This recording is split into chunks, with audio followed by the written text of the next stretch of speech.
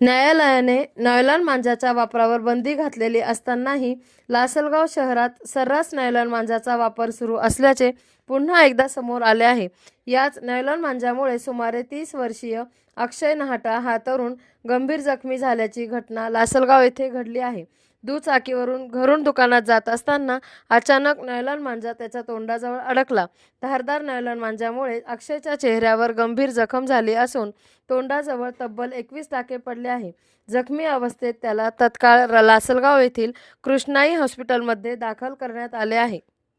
येथे सकाळी 9:30 अक्षय सुरेंद्र नहाटा वय 30 हा गाडीवरून प्रवास करत असताना नायलॉन मांजाद्वारे त्याच्या गालावर दोन्ही बाजूने, ओठांच्या दोन्ही बाजूने नायलॉन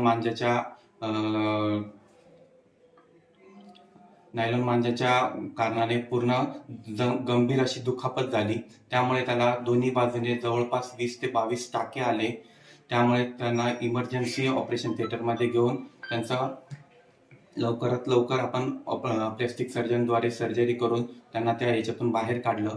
मी समाजातील सर्व नागरिकांना आवाहन करू इच्छितो का मकर संक्रांतीच्या सणानिमित्त आपण पतंग उडवण्याचा आनंद जरूर घ्यावा, पण पतंग चा वापर करताना, पतंग खेळताना नायलॉन मांजाचा वापर करू नये।